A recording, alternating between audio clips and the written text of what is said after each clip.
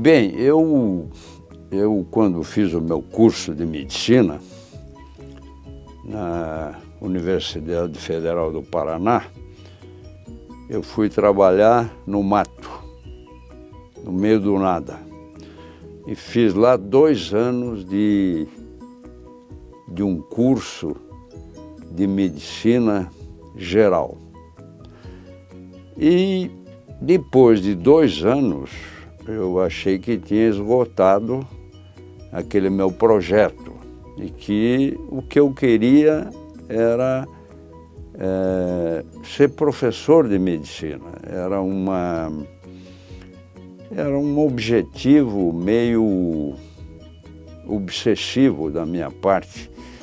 Aí eu vim para São Paulo e resolvi fazer uma especialidade. E abracei a neurologia, que sempre foi a minha paixão. Fiz a minha formação no Hospital das Clínicas, de São Paulo. Depois fui trabalhar como neurologista no Hospital do Servidor Público Estadual de São Paulo. E de lá eu fui para a França fazer uma pós-graduação. Lá eu fiz um doutorado em neurologia, no Santuário da Neurologia do Mundo, que é o Hospital da Salpêtrière, onde o Charcot, o grande Jean-Martin Charcot, começou a neurologia. Ele foi o primeiro catedrático de neurologia do mundo, quando o Senado francês criou para ele, em 1886, a primeira cátedra de neurologia do mundo. E foi lá que eu estagiei. Quando eu voltei, eu me reintegrei ao Hospital do Servidor e daí eu fui convidado para vir para a Santa Casa, assumir aqui a chefia da disciplina de neurologia e reger a cadeira de neurologia aqui. Eu era então, vim pelo meu currículo como professor adjunto, daí eu fiz livre docência aqui e depois titulação para professor titular. E essa é a minha, vamos dizer, curta história até a chegada à faculdade, a Santa Casa e a Faculdade de Ciências Médicas da Santa Casa de São Paulo. Primeiramente foi a minha paixão pelo estudo do cérebro. O cérebro é o órgão mais complexo do universo. Hoje, no século XXI, a neurociência é uma espécie de Cinderela que todo mundo corre atrás para saber qual é a opinião dos neurocientistas sobre os mais variados problemas. Isso é um aspecto interessante, porque no século XX, a Cinderela da ciência era a física atômica. A física atômica, a física de partículas, tinha um grande catálogo que explicava todos os fenômenos do universo, não é? Com exceção de a consciência. A consciência parece não ter um componente físico. Você tem as bases neurais da consciência, que estão no cérebro, mas a consciência propriamente dita extrapola o cérebro. E esse foi o meu grande mote, vamos dizer assim, a minha grande motivação em estudar neurologia para conhecer o funcionamento do cérebro, que até hoje ainda não se conhece bem. Nós estamos na era digital, em que o robô, a robótica fez grandes avanços e é capaz até de superar a atividade humana em muitas esferas, né? Eu vou citar aqui um exemplo que é bem emblemático. Hoje nós temos o robô cirurgião, que opera mais rápido, com melhores resultados. Isso não significa que o cérebro está decodificado, quer dizer, a inteligência do robô é diferente da inteligência biológica, que assume o seu mais alto grau na espécie Homo sapiens. Mas esse aspecto da era digital, ele tem como substrato 3 especialidades: a ciência da computação, os especialistas em inteligência artificial e a neurociência.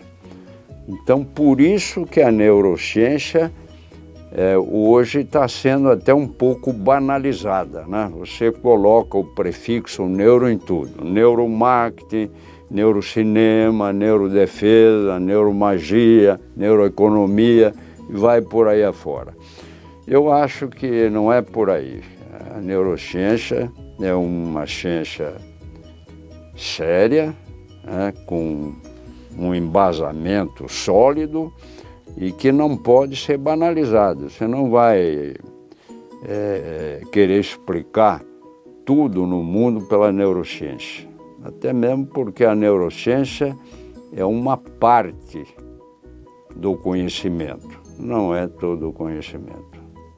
Contribui muito, porque quando eu vim para cá, em 1970, eu tinha uma formação boa em neurologia, porque eu tinha feito residência de neurologia, um doutorado no exterior, mas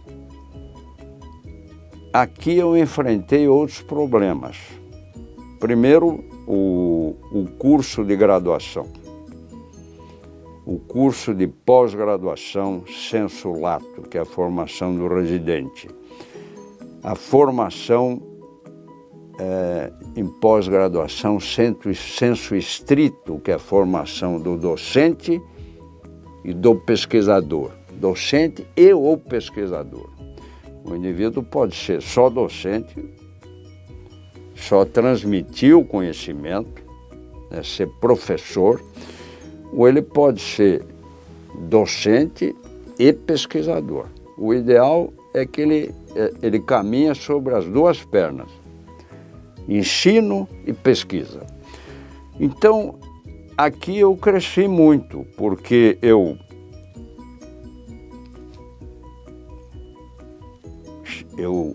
até hoje coordeno o curso de sistema nervoso aqui, portanto, lá se vão, com o perdão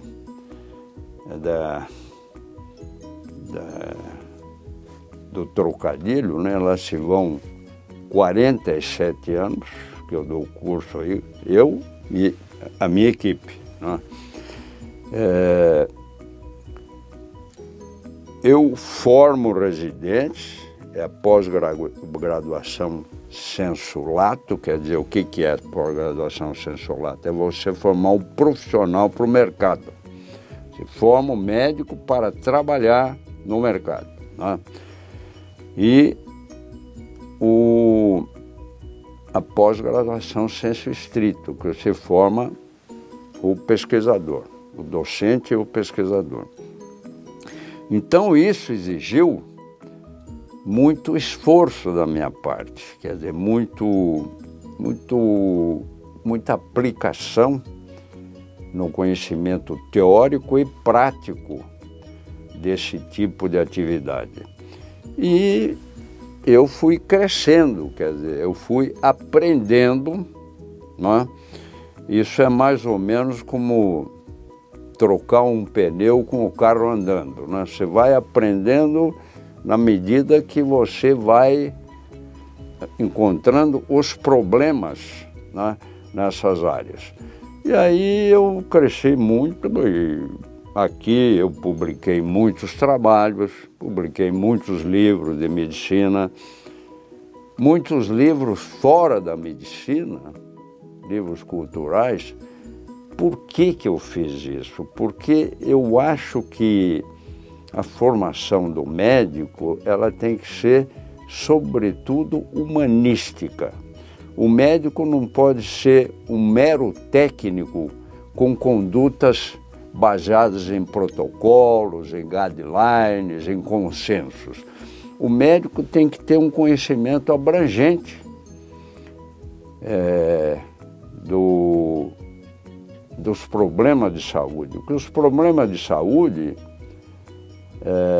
não são só biológicos, eles são psicológicos, sociais, culturais, habitacionais, educacionais. Então quando se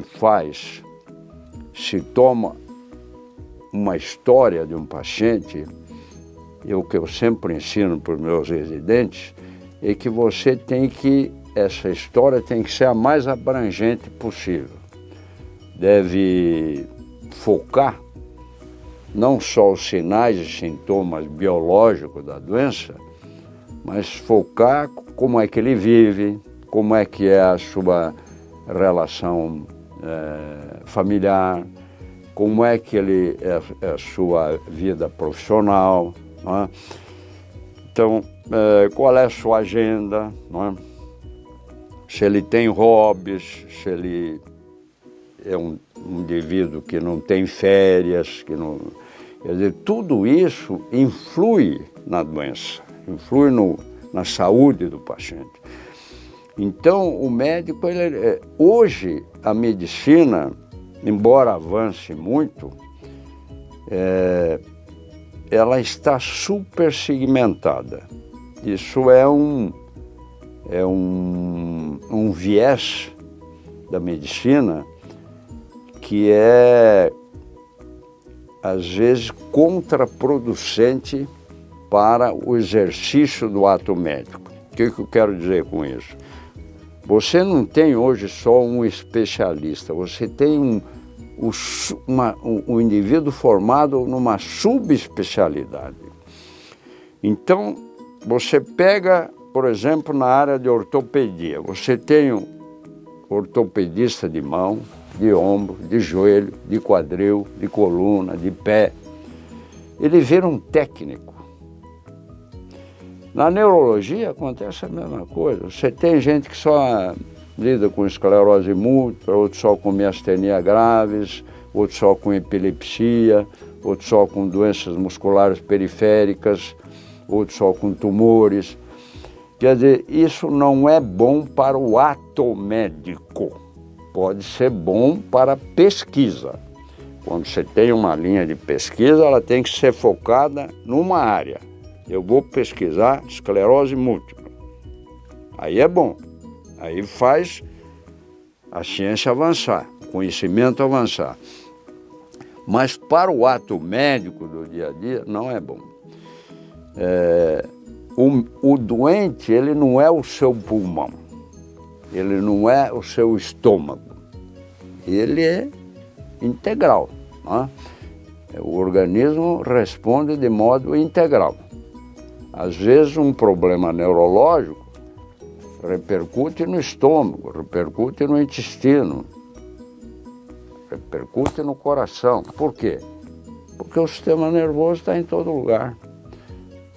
Então, a formação do médico deve ser uma formação geral. Então, dar aula na graduação é uma coisa. Você tem que dar o básico. Dar aula na pós-graduação é outra coisa.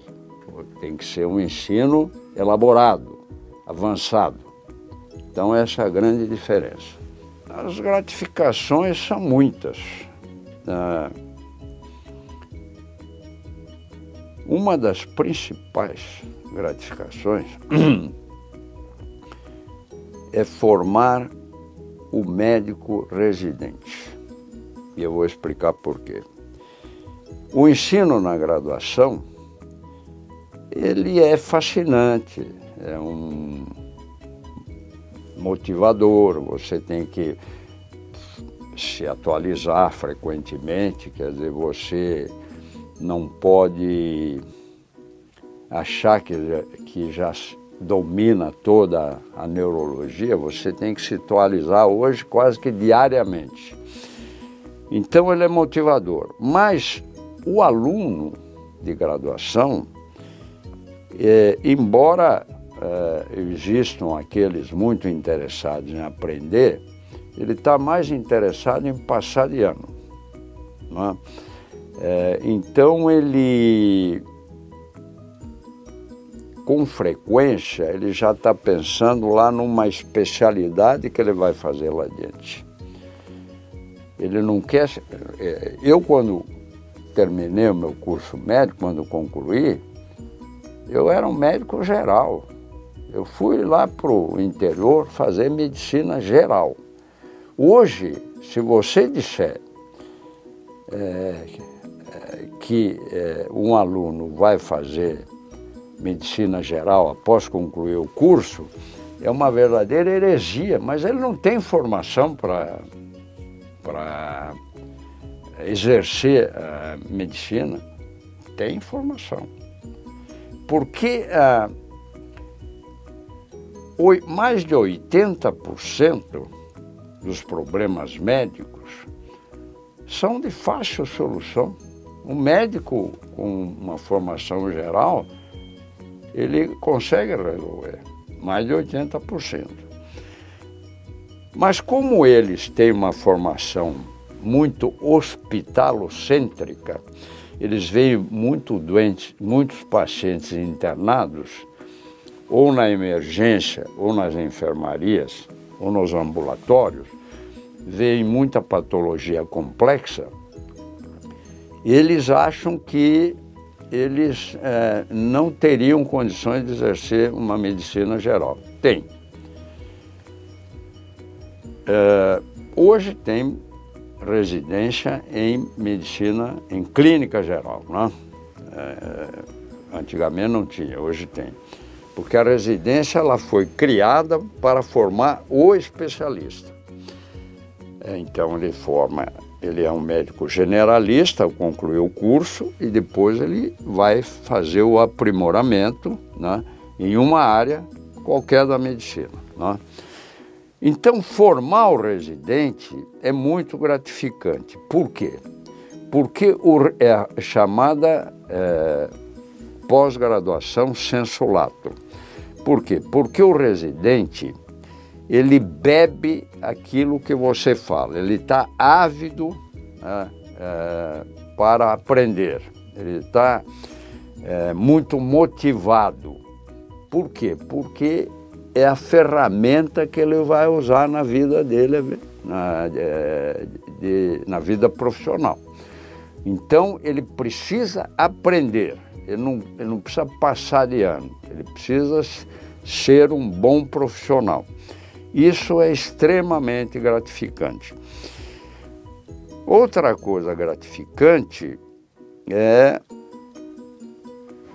produzir conhecimento. A geração do conhecimento.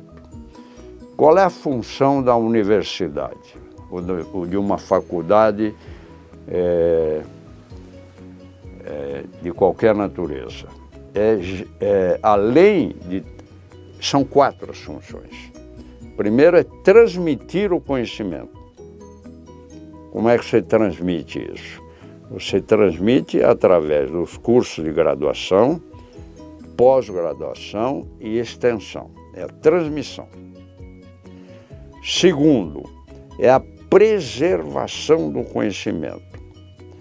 Você tem que preservar isso. Ele tem que ficar numa memória. É o que nós estamos fazendo hoje aqui, quer dizer, com esse depoimento. Então, essa memória pode ser através de livros, de vídeos, né? De filmes, né? Da internet, seja qual for o meio que você use, você está preservando o conhecimento. Vamos pegar, só para fazer para vocês entenderem melhor, como é que o conhecimento era passado no mundo, na alta antiguidade. Era boca a boca, era tradição oral. Você não tinha um meio para perenizar aquele conhecimento, né? Ele não ficava numa memória gravada. Então era um mundo cosmocêntrico, né? Os mais velhos ensinavam aos mais jovens os mitos, as lendas, as suas experiências, e os mais jovens aprendiam alguma coisa, passavam para as outras gerações, mas isso ia se perdendo às vezes, né? Esse conhecimento ele não ficava numa memória. Então esse mundo cosmocêntrico é um mundo em que o homem era impotente diante da natureza. Até que, mais ou menos há 7.000 anos antes de Cristo, os sumérios, na antiga Suméria, eles acharam um modo de, pelo menos, gravar esses conhecimentos na pedra, na argila, em que eles cunhavam símbolos. Então, nasceu a escrita cuneiforme, né? Depois, na Idade Média, vieram os monges copistas, que eles copiavam em papiro todo o conhecimento do mundo. Mas era um conhecimento ainda de igreja, né? Um conhecimento dos mosteiros, dos claustros. Era um conhecimento limitado, né? É o chamado mundo teocêntrico, né? O mundo dominado pela visão religiosa. Depois veio o Renascimento. O que aconteceu no Renascimento? Houve a invenção da imprensa por Gutenberg. E aí surgiram os primeiros livros impressos, a chamada mídia impressa, né? O primeiro livro foi exatamente a Bíblia. Mas essa revolução na transmissão do conhecimento, ela foi muito importante porque ela humanizou o conhecimento. Ela tirou dos mosteiros e disseminou pelo mundo, capilarizou pelo mundo. Então, a visão antropocêntrica do mundo. O que é a visão antropocêntrica? O homem se colocou no lugar de Deus. E depois, aí surgiu a sociedade tecnocêntrica. O que é a sociedade tecnocêntrica? Então surgiu a radiodifusão, surgiu a televisão, surgiu a internet, surgiu a multimídia.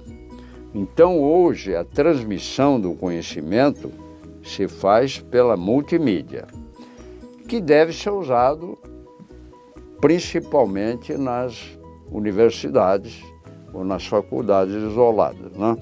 A multimídia é muito importante para o ensino, para a transmissão do conhecimento, não para a geração. A geração é pesquisa. E por último, pesquisa básica ou aplicada, né? Você pode começar a fazer fazendo uma pesquisa por mera curiosidade. Você diz, bom, não sei se isso vai ter uma aplicação algum dia. Lá adiante aparece uma aplicação. Então, a pesquisa ela pode ser básica ou aplicada. O que é a pesquisa aplicada? Você sabe que a ciência ela busca o conhecimento, enquanto que a técnica ou tecnologia busca a eficiência. No século XIX, houve um casamento da ciência com a técnica. Como é que chama isso? Tecnociência. Então, hoje, a tecnociência ela é responsável pela aplicação das descobertas científicas. Às vezes ela é imediata, às vezes demora para aparecer a aplicação. Então, hoje é muito importante o conceito da universidade empresa. O que é a universidade empresa? A universidade empresa é a interação da universidade, da academia, né, com a empresa particular, a indústria farmacêutica, a informática, qualquer tipo de empresa. Então aí você faz uma pesquisa que pode ter aplicação rápida. Na medicina, sabe como é que chama isso? Medicina translacional. É um paradigma moderno da medicina. Ele não é tão moderno assim, porque o Pasteur, o Louis Pasteur, lá no século XIX, ele já fazia medicina translacional. Você sabe que o Louis Pasteur não foi médico, ele era um químico. Aliás, os médicos tinham ciúmes dele e diziam que ele era um charlatão. Bom, e o que o Louis Pasteur fez? O Louis Pasteur criou a microbiologia. Até a época dele, as pessoas achavam, os pensadores, que havia uma geração espontânea, que não se conhecia o micróbio. O Louis Pasteur provou que havia micróbios, havia germes, né? E aí ele criou a microbiologia, ou bacteriologia, né? Ele criou a imunização, principalmente com a vacina contra a raiva. Ele criou o agronegócio lá no século XIX, com a pasteurização do leite, quer dizer, que depois teve o nome dele, a fermentação do leite, a fabricação da cerveja, a fabricação do vinho, tudo tinha o dedo do Pasteur. Quando o governo francês tinha qualquer problema na área biológica, chamava o Pasteur. Febre do bicho, praga do bicho da seda na indústria, prejudicando a indústria de seda em Lyon, que era a maior do mundo.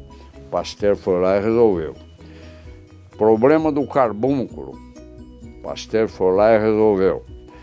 Então, ele já fazia medicina translacional. Hoje, isso é conhecido com uma expressão inglesa, bench to bed. Sabe o que é bench to bed? Bench to bed é da bancada ao leito. Quer dizer, você tem uma epidemia de Zika, por exemplo. Então, a corporação médica, ou área biológica de biomédicos, rapidamente elas se mobilizam para fazer uma vacina contra o vírus da Zika. Isso é medicina translacional. Quer dizer, é uma medicina de aplicação rápida, né? Então, qual é a quarta função da universidade? Então, eu falei, na primeira é a transmissão do conhecimento. A segunda é a preservação do conhecimento, memória. A terceira é geração do conhecimento. E a quarta é a aplicação do conhecimento em benefício da humanidade. Então, é isso que eu disse. E a medicina translacional que rapidamente procura resolver. E o que é importante hoje na academia é uma coisa chamada pesquisa interdisciplinar. Por quê? Porque as pessoas hoje se formam num curso superior e depois elas vão fazer uma especialidade. É aquilo que eu chamo do profissional microcultíssimo e macroignorante. Ele sabe muito daquela especialidade, mas ele é o ignorante nos demais ramos do conhecimento. Então, como é que se procurou resolver isso? Você faz uma pesquisa interdisciplinar. Por exemplo, você vai fazer uma pesquisa médica, mas você chama o engenheiro, você chama o biólogo, o geneticista, o químico e assim por diante. Você pega no INCOR, eles vão desenvolver lá um novo equipamento para pesquisa do coração, tem que ter um engenheiro lá junto com eles.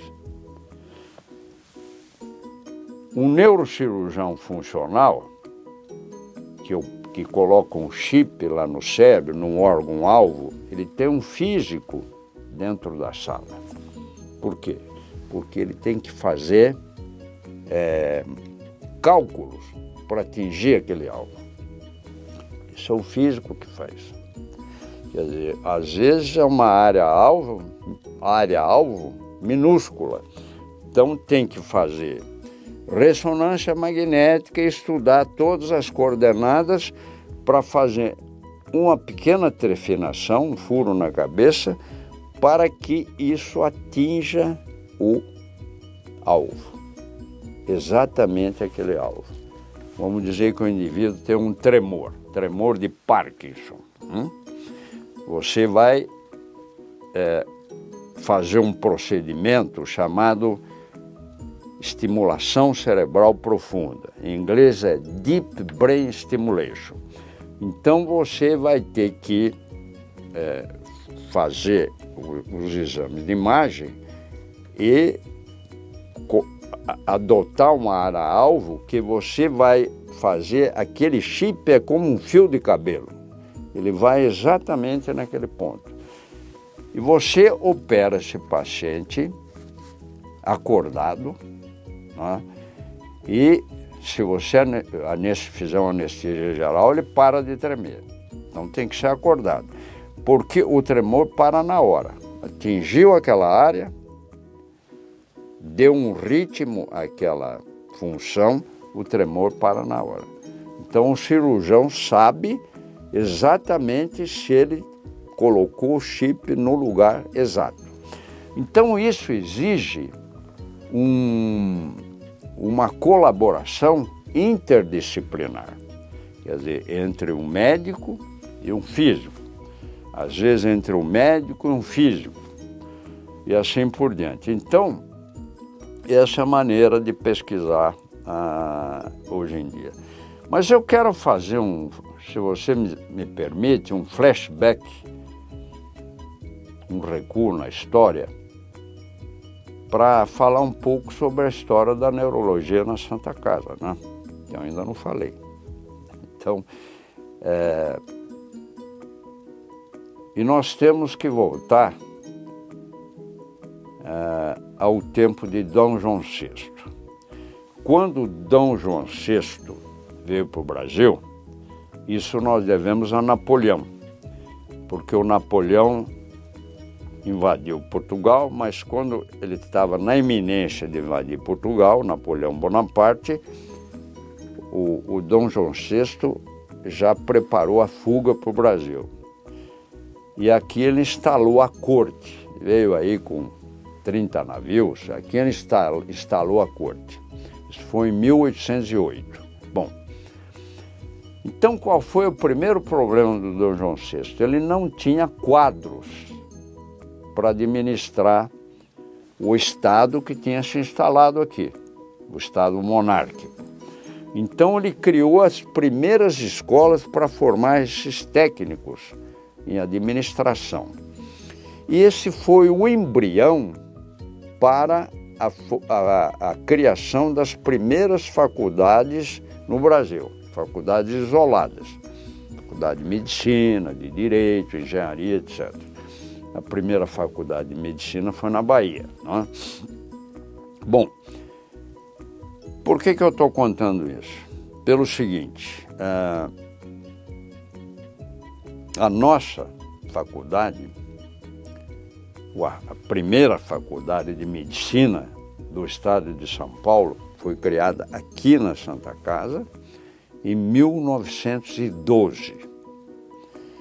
Mas ela só começou a funcionar em 1913.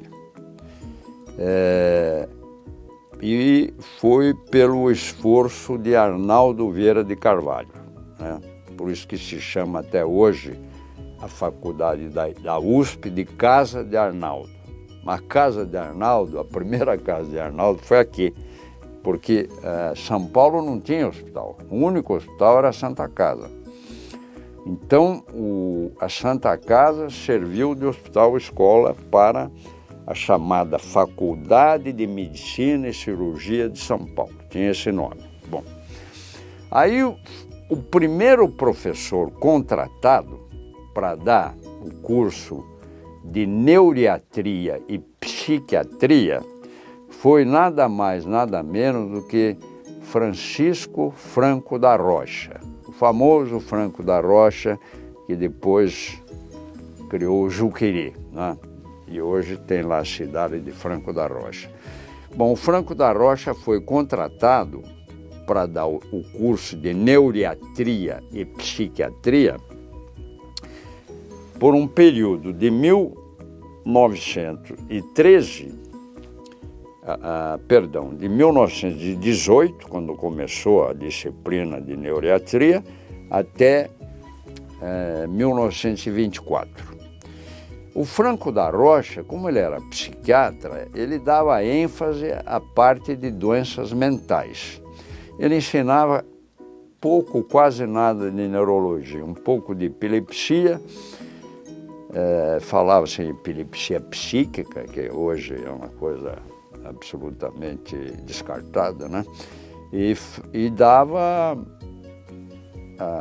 os fenômenos histéricos, porque estava na moda a grande histeria de Charcot. Então, se resumia isso.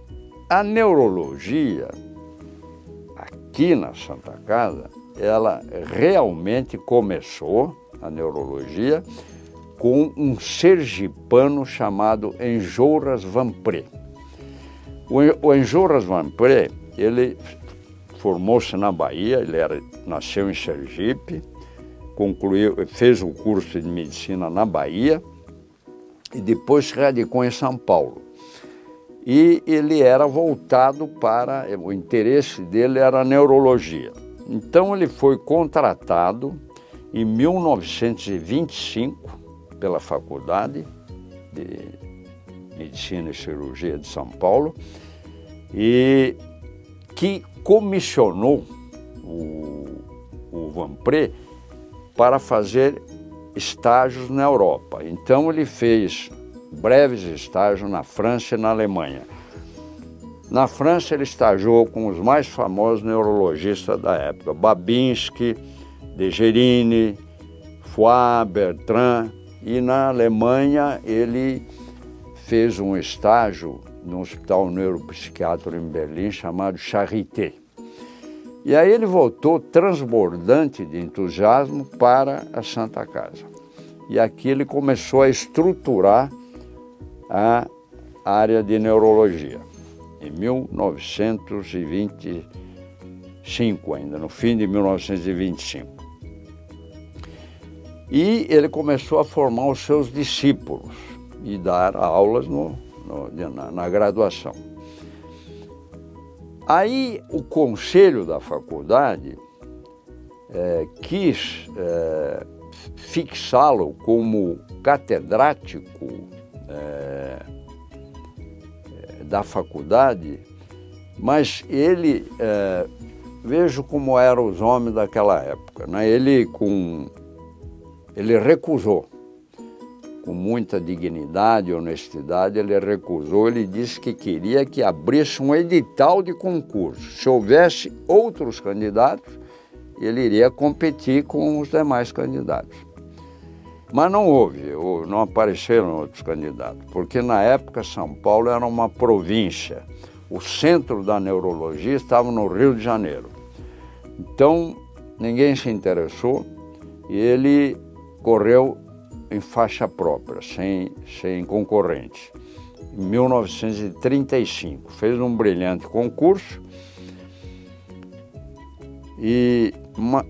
mas lamentavelmente ele morreu precocemente. Ele morreu em 1938, aos 53 anos de idade, ele teve um AVC hemorrágico, um icto, né, um quadro súbito, dando aula aqui numa enfermaria, que hoje é aqui, é Oscar Monteiro de Barros aqui. Ele estava escrevendo na lousa o tratamento da neurosífilis com a malarioterapia. Ele não terminou de escrever a frase. Tem até uma foto que documenta isso, né? Ele teve uma hemorragia cerebral catastrófica, ficou internado aqui na Santa Casa, depois de uns dias ele acabou morrendo.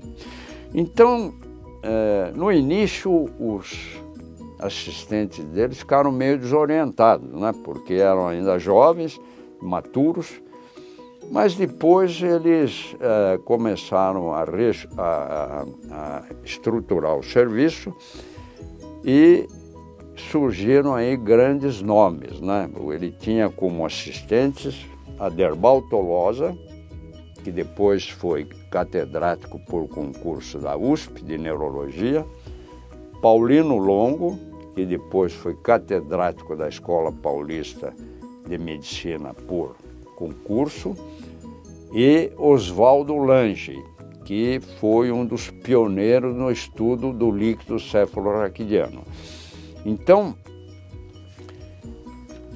esse pessoal ficou aqui até 1945, entre 1945 e 1948, começou a haver uma diáspora, quer dizer, eles começaram a abandonar a Santa Casa, a maioria foi para o Hospital das Clínicas, que ficou pronto em 1945. Então ele passou a ser o hospital-escola da Universidade de São Paulo. Era aqui e aos poucos foi se transferindo para lá, de 45 a 48. O Paulino Longo, ele fez concurso e foi catedrático de Neurologia da Escola Paulista de Medicina, que foi criada em 1933, mas usou os próprios da Santa Casa, embora a faculdade já estivesse funcionando lá, usou os próprios da Santa Casa para o treinamento dos alunos. E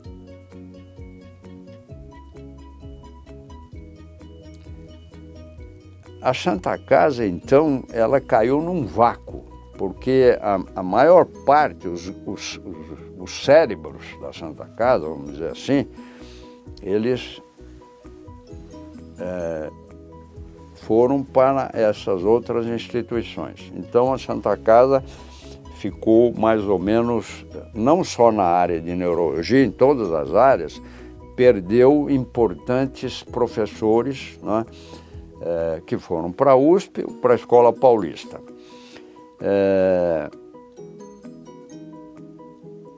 E só em 1963 é que a Santa Casa, então, começou, foi fundada a Faculdade de Ciências Médicas da Santa Casa de São Paulo.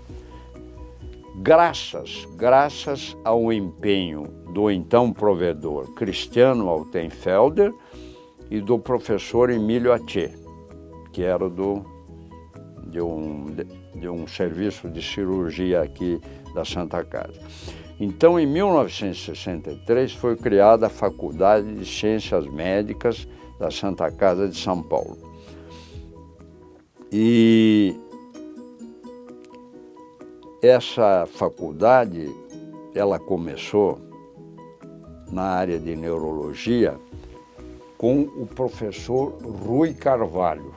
O professor Rui Carvalho, ele era um grande neurocirurgião, formado, tem uma bela formação nos Estados Unidos, onde ele ficou 5 anos, lá chefiou o serviço de residência médica, e depois ele veio para o Brasil. E ele era assistente do professor Carlos Gama. O Carlos Gama foi um dos discípulos de Vanpré. Ele era muito jovem ainda. Depois ele fez um concurso para catedrático na Bahia, onde ele venceu. Ficou lá pouco tempo e voltou para São Paulo. E ele foi um dos pioneiros da neurocirurgia em São Paulo. Mas o professor Carlos Gama, ele morreu exatamente no ano da fundação da Faculdade de Ciências Médicas. Ele morreu até em circunstâncias trágicas, porque ele estava trocando o pneu do carro numa esquina, não se protegeu, e ele foi atropelado, fez um traumatismo crânioencefálico grave e morreu no Hospital das Clínicas. Eu até me lembro, quando ele foi internado lá, eu era residente lá de neurologia. Ele morreu lá. Então, o jovem Rui Carvalho assumiu na disciplina de neurologia e o curso de neurocirurgia e o curso de graduação. E na época, o professor Otávio Leme, que já era um homem idoso, ele era da Escola Paulista, egresso da Escola Paulista, ele assumiu aqui a regência da cadeira de neurologia. Mas ele, depois de uns 2 anos, ele estava cansado, resolveu se aposentar, e daí esse que vos fala foi convidado para chefiar aqui a disciplina de neurologia e coordenar o curso de sistema nervoso aqui, juntamente com o professor Rui Carvalho. Criamos uma unidade de neurologia, neurocirurgia, e nós atendíamos também a neuropediatria. Mas em 1974, nós acertamos com o professor Renato Wojski, que era chefe do departamento de pediatria, a vinda do Dr. Sérgio Rosenberg para criar aqui um núcleo de neuropediatria. O Dr. Sérgio Rosenberg, que eu conheci em Paris, quando eu estava lá, ele ficou 5 anos estagiando em neuropediatria na França. Aí ele assumiu e criou aqui o núcleo de neuropediatria. De sorte que hoje nós temos um serviço de neurologia, um serviço de neurocirurgia e um serviço de neuropediatria que são referências nacionais. Quer dizer, são núcleos de geração, de transmissão de conhecimento, de geração de conhecimento, de preservação de conhecimento e de aplicação do conhecimento. E a neurologia, agora fechando um pouco o diafragma, né, focando a neurologia que nós estruturamos, porque quando eu vim para cá, a Santa Casa admitiu todos os neurologistas. Então eu comecei do marco zero aqui, né? Nós tínhamos aqui eletroencefalografistas, eletroneuromiografistas, neuropediatras, a Santa Casa mandou tudo embora. Então eu comecei do zero. Eu tive que arregaçar as mangas e transpirar muito. Então nós fomos formando aos poucos e titulando aqueles jovens neurologistas, quer dizer, mestrado, doutorado, quer dizer, formando o pesquisador docente. Hoje a neurologia tem um quadro pequeno, mais diferenciado, né, de grandes pesquisadores, docentes, e inclusive em 1997, quando eu era ainda chefe da disciplina de neurologia, nós criamos lá o CATEM. O que é o CATEM? O CATEM é uma sigla que significa Centro de Atendimento e Tratamento da Esclerose Múltipla. O CATEM é hoje uma referência nacional. Ele é coordenado pelo meu primeiro residente aqui, que hoje é mestre, doutor, Charles Peter Tilbury. Ele é uma grande referência em esclerose múltipla. Eu até faço uma sugestão de que ele venha fazer um depoimento aqui e que diga exatamente como o CATEM funciona, né, a produção do CATEM, a transcendência do CATEM dos muros da Santa Casa para o Brasil e até para o mundo. Quer dizer, então é um centro de geração de conhecimento e de prestação de serviço ao paciente e aos familiares de grande utilidade. E assim eu concluo de que a Santa Casa e a Faculdade de Ciências Médicas prestam um grande trabalho à formação de médicos e profissionais de saúde, porque também tem faculdade de enfermagem, faculdade de fonoaudiologia, e de geração de conhecimento, de modo que a função de uma instituição de ensino superior, ela não termina quando ela entrega o aluno com o seu curso de médico concluído.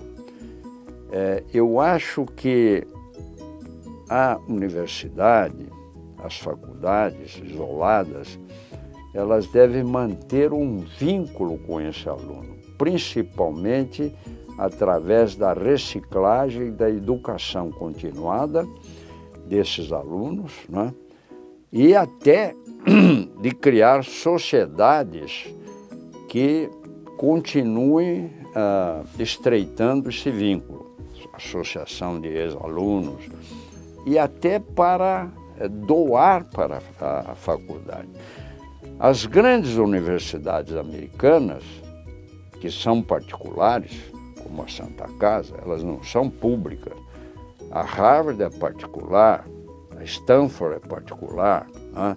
A Columbia é particular, a Caltech é particular, e elas estão nos primeiros lugares do ranking quando se avaliam as universidades no mundo, né? E como é que elas funcionam? Elas vão atrás das fontes de receita, elas vão buscar dinheiro. E os alunos que se formam em Harvard, tem muitos que até já foram eleitos presidente dos Estados Unidos. Eles têm um vínculo com a universidade que é umbilical. É um vínculo que não é cortado. Eles continuam vivendo a universidade, contribuindo para a universidade, do ponto de vista material, não é? E por isso que a universidade tem receita, né?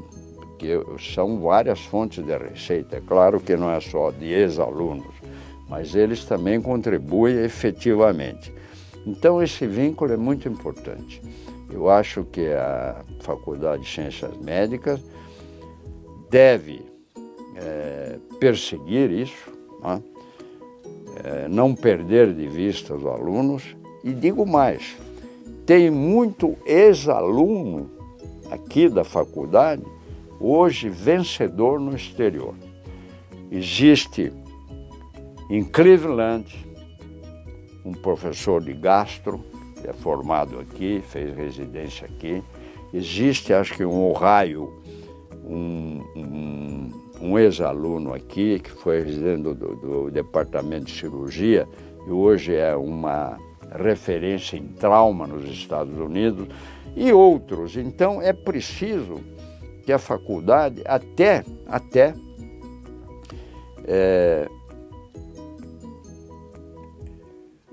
reconheça